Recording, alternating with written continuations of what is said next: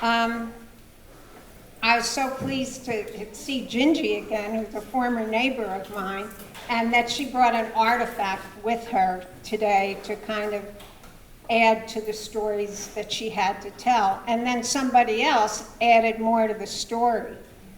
And today I'm going to tell you some stories and get some questions and answers from you. I've always had an interest in history, and I am a poet, mostly a poet, but a playwright. I write a lot of different things, but poetry is where my soul lives. And I have put together a book that will be published later this year called Kilroy Was Here. And it tells the story of one family, my husband's family, and a relative of his who went to World War II. But it also tells the story of a number of Callaway Countyans who I interviewed years ago who were children during World War II. I was interested in the idea of what children would remember from World War II.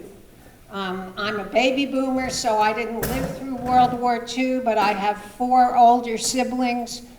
We're spread out over a lot of years, and I heard stories of World War II from them.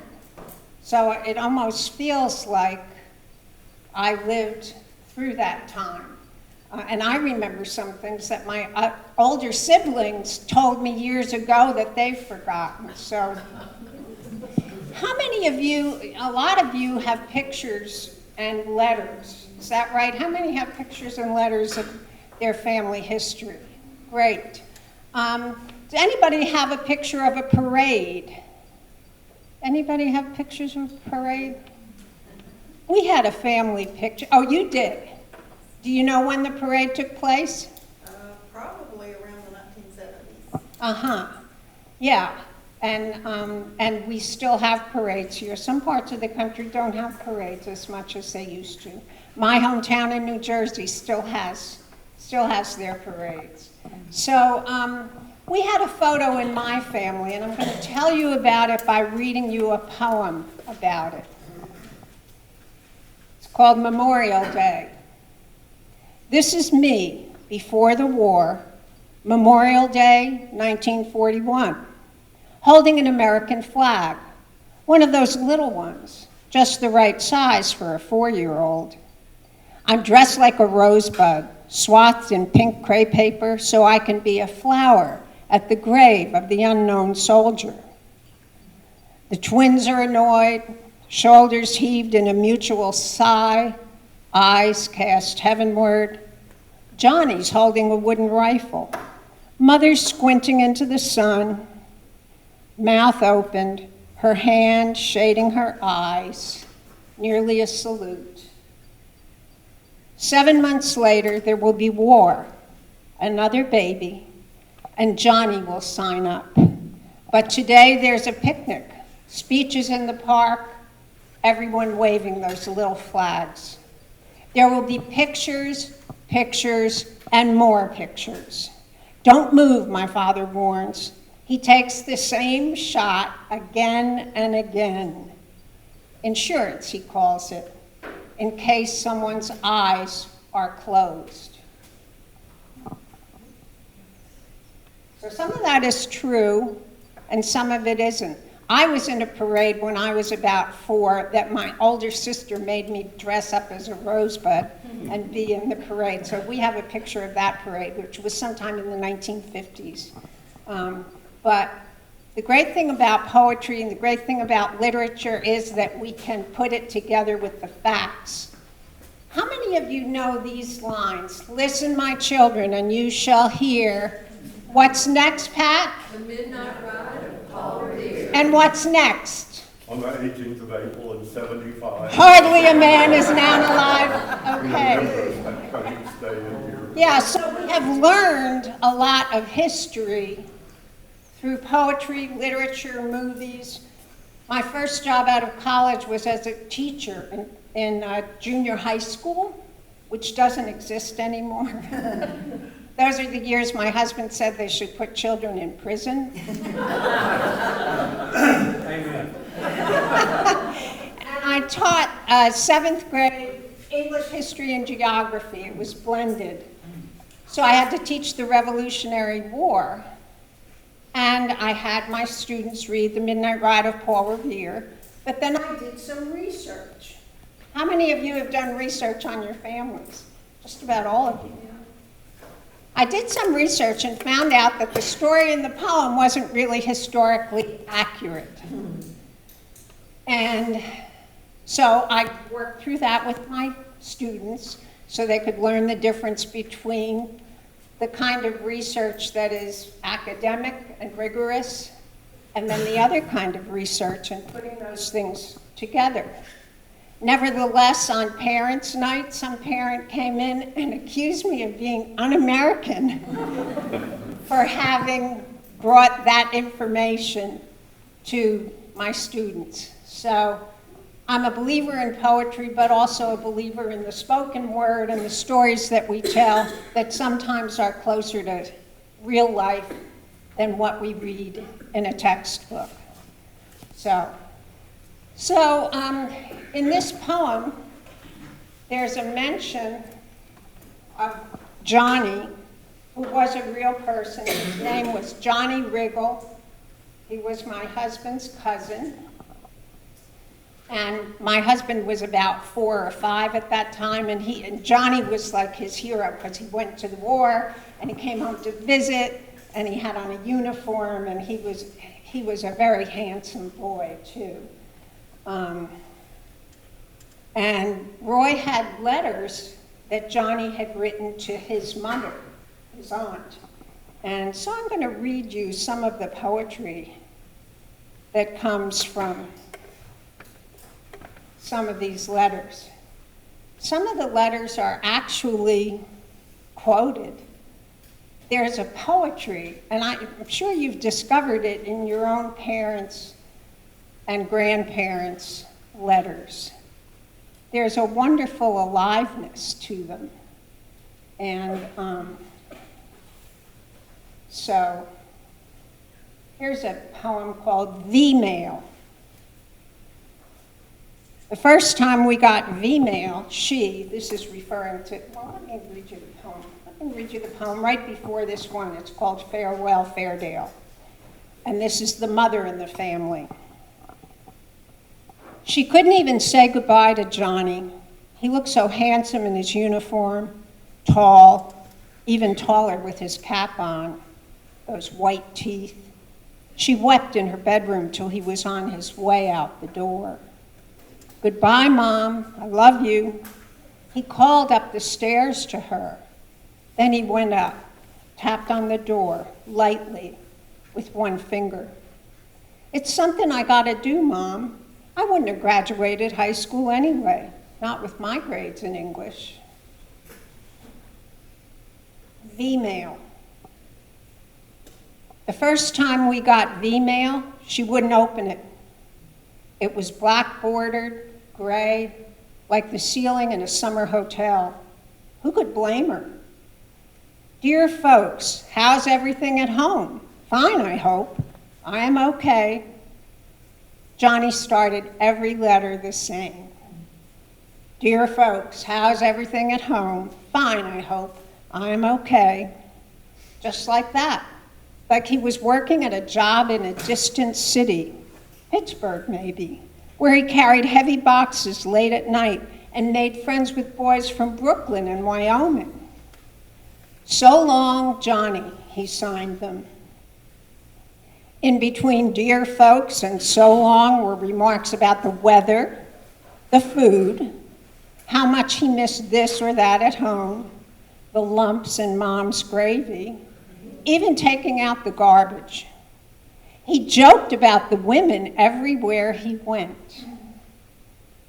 He's going to get involved, I just know it.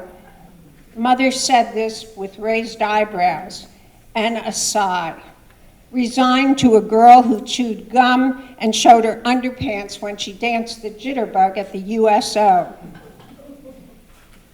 These Texas women are really good looking, and always wanting you to marry them. That was at Camp Swift. Then he went to Tennessee, Camp Forest. It's way down in the mountains, and those little old mountain gals say, "Where are y'all going?" Mother cringed at the thought of a girl hillbilly, us being from Louisville and all. As long as she has all her own teeth and can read, I guess a girl hillbilly will be all right. Again, the raised eyebrows, the sigh. He could have passed English if he only tried. I just know he could. So that gives you an idea. And those quotes about the way down in the mountain, those are quotes from Johnny's letter. And I don't know what happened to those letters anymore. I don't know where they are or what happened. Here's another one of his letters. Get to the right page here.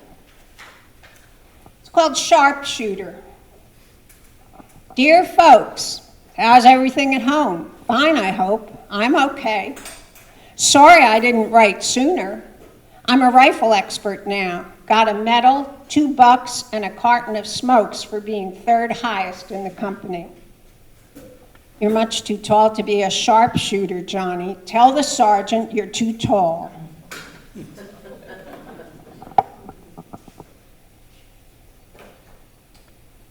How many of you remember the music store that used to be on Main Street? Chuck Simon. He was one who let me interview him. He had sent home his letters he was from El Dorado, Illinois, I believe, and his family kept all of his letters. And years ago, he let me read them and use them if they so inspired me, and they did. And most of this, again, is an exact quote from his letters. Although these are like from Johnny. This is a story, it's one story, but you get it. Dear folks, how's everything at home? I'm fine and hope you're the same. It's my last day in old US of A, and what a place to spend it. New York City. It's been just like a movie all day. Everything's so American. Took a walk this morning and could hear jazz on someone's radio. Rode a train and saw a tractor that said "Made in Toledo" on the side. A billboard said "Try Kaladowski's Steakhouse," and even that sounded American. It got foggy toward dusk. When we pulled out of New York Harbor, you couldn't even see the Statue of Liberty. Some fellows stood on the bridge singing Harbor Lights. I can tell you, I wasn't the only one with a lump in my throat. God keep you till I come back. Love, Johnny. And how many of you have come across musical references do you come across a lot of music? There are so many of them.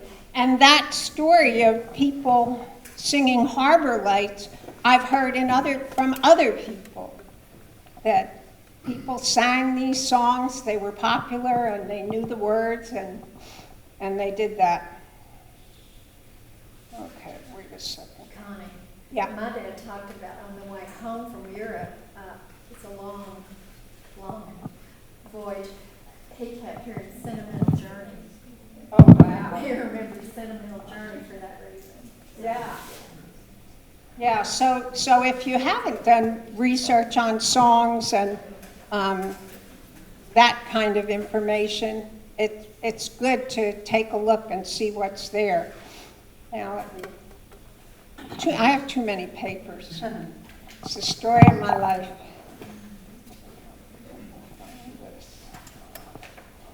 Okay.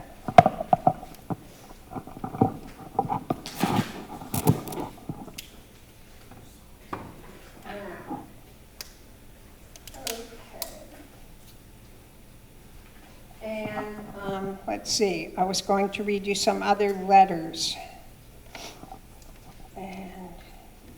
Oh, before I do that, let me, how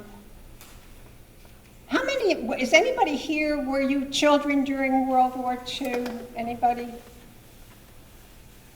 One really interesting source of information is children's games and rhymes. I've done readings of this work in progress over the years, and people kept adding new rhymes. So I'm going to read you some of them because they are amazing and they are funny.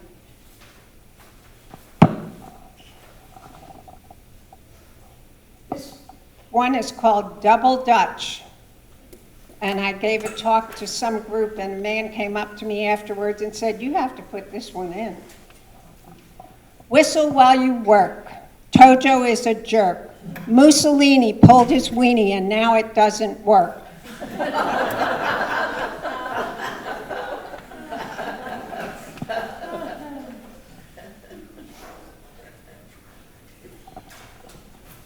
Another one. This was from another man in a group. Elder Hostel used to meet at Murray State, and I did a reading for them, and he came up and gave me this one, and I've given it the title of Victory Garden.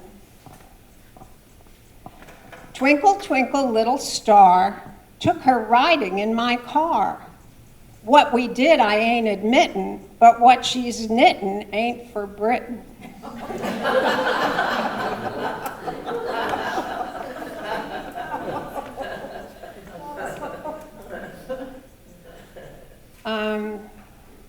Also, recipes are another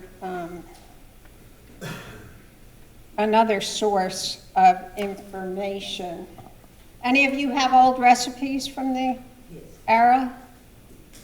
So here is one. And years ago, a group at Murray Middle School read this manuscript, and their grandparents, Libby Hart was one of the grandparents, if you know Libby. The grandparents came in and taught the kids how to jitterbug and that sort of thing. And they actually made this recipe: meatless sausage patties. 1 cup rolled oats, half teaspoon salt, half teaspoon sage, 2 eggs beaten, 2 tablespoons butter, 1 beef bouillon cube. Mix the oats, salt, sage, and eggs, form into 4 flat patties, fry in the butter until browned on both sides.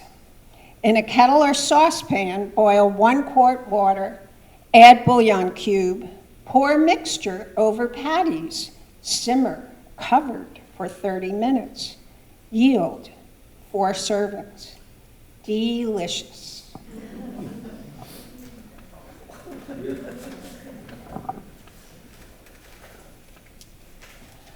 Another thing that I learned in this whole process that was part creativity but also grounded in history, I found out that some of the stories that we were told were inaccurate completely. And some of you will know what it is about this story that's inaccurate. And this is, we're back with Johnny's family. Of course, he's not there, but the family is there. It's called The Phone Call.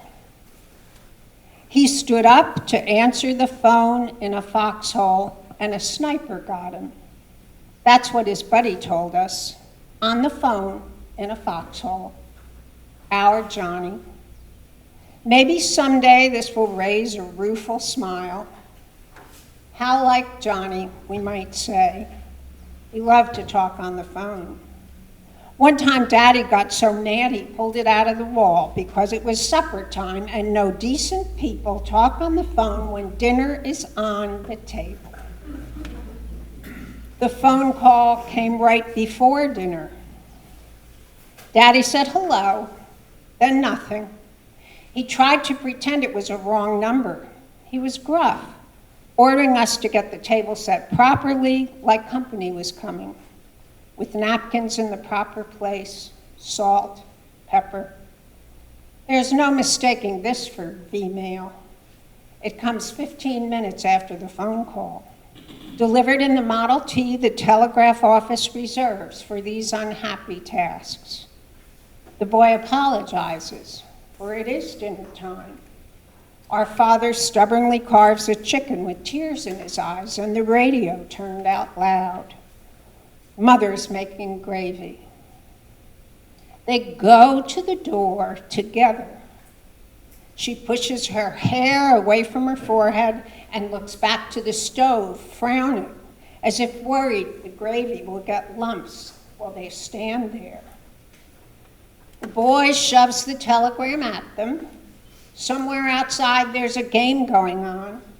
Kids laughing, fooling around. A boy yells, run for it, Davy."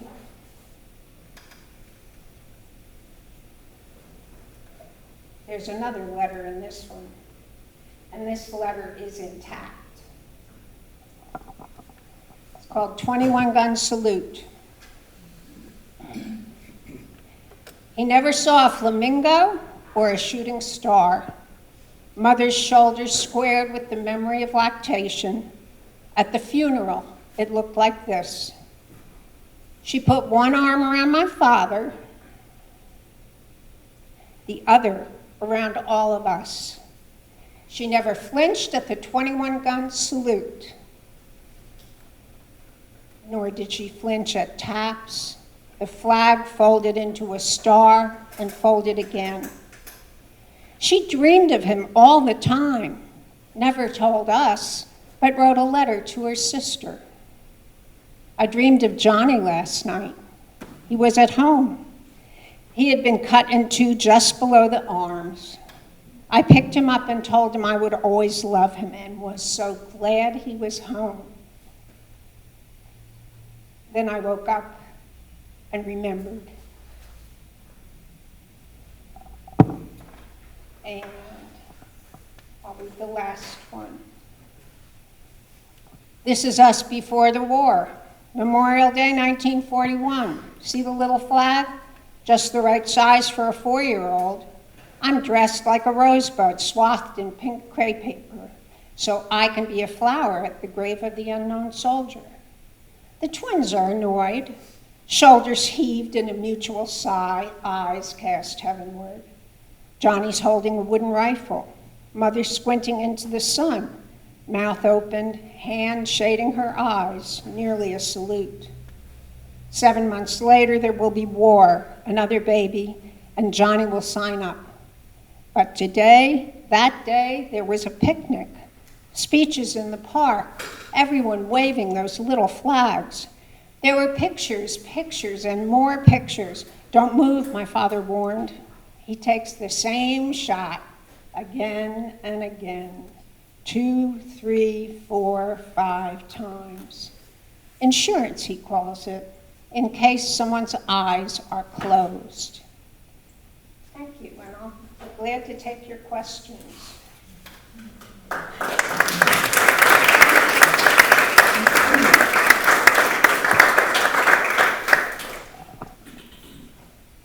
I know for myself how hard it is to not want to use their words. Like if I have a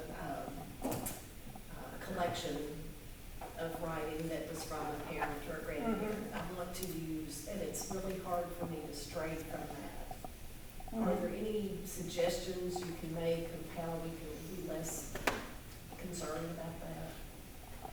I think if you think of it more as poetry, which it is, I mean, what you have are fragments of poetry about your relatives.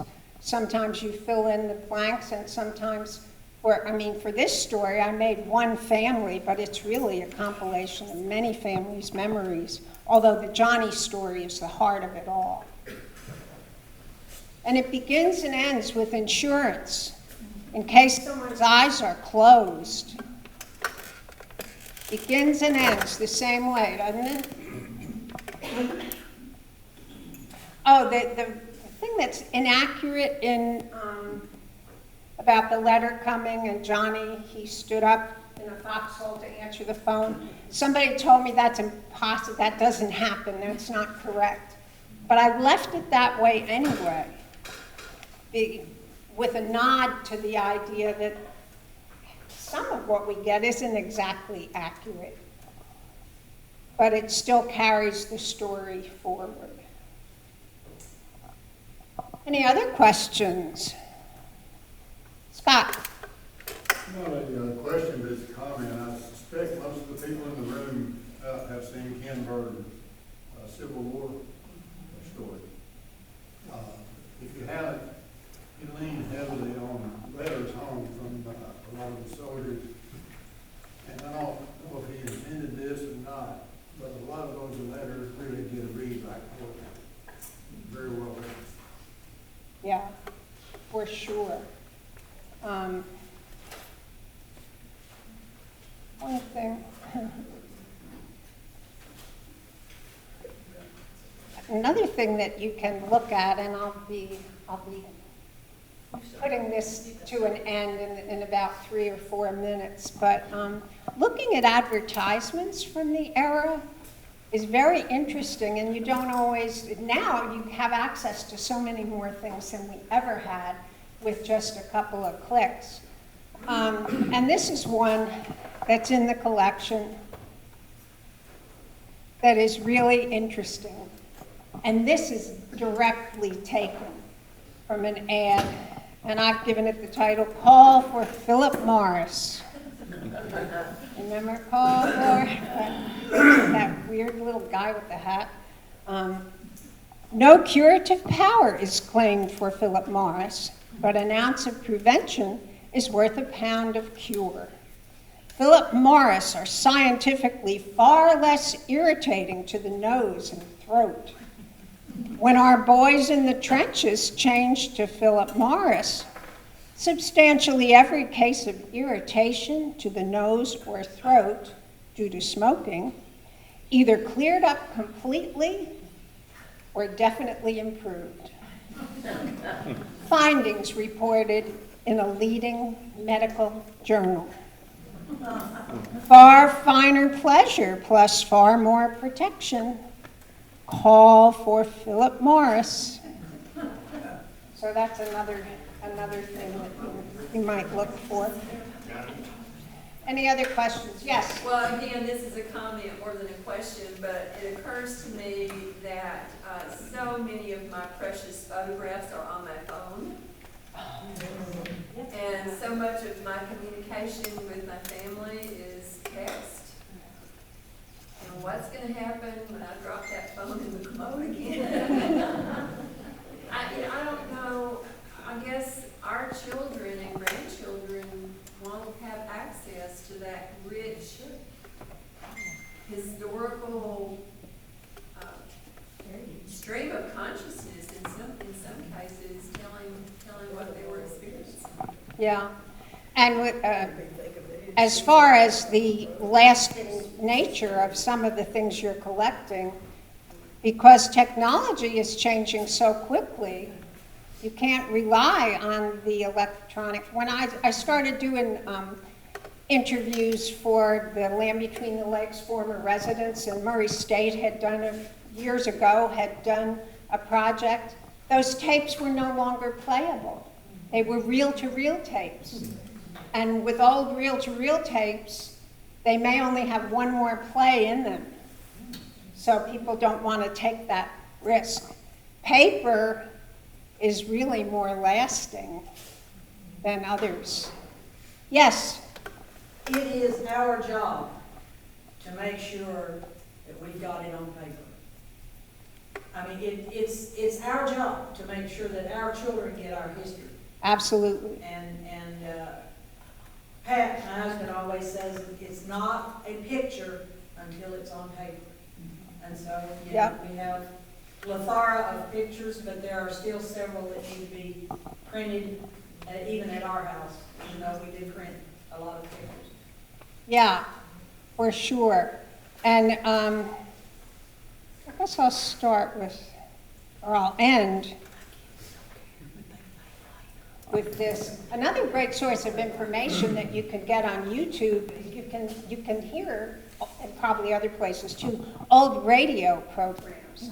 And people mention the radio when they talk about World War II. And here's a little poem, The Radio. The radio is an altar in the center of the parlor. Fine mahogany veneer, curved corners, gentle ridges you can stroke without risking splinters. The wood is that fine. The master's voice. Do you think Gabriel Heater is really God? I do. He's everywhere and on our side too. His golden voice on summer nights, you can hear him, a low hum floating from every house, spreading the word and sweet faith in the Allies. So I will leave you with that. I'm glad to answer any other questions. You can find me on Facebook or wherever. And I read my horoscope today, which I hardly ever do, but I still get the Murray Ledger and Times because newspapers are important, no matter what. So this was my horoscope today. You'll need to influence the group before your plans can move forward. One effective way is to anchor your idea in emotion.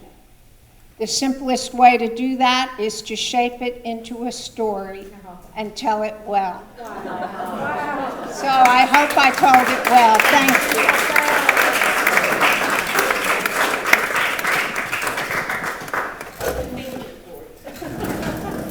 We have a small token of our appreciation that we want to share with you as our copy of our recent book, and then there's another gift in there of cash. Yeah, we're just delighted that you were with us today, and if you have any questions, Constance will stick around. We'll be taking about a 10-15-minute break before our business meeting begins, so please catch up with her, and we'll be back here by 2 o'clock. Come back to business.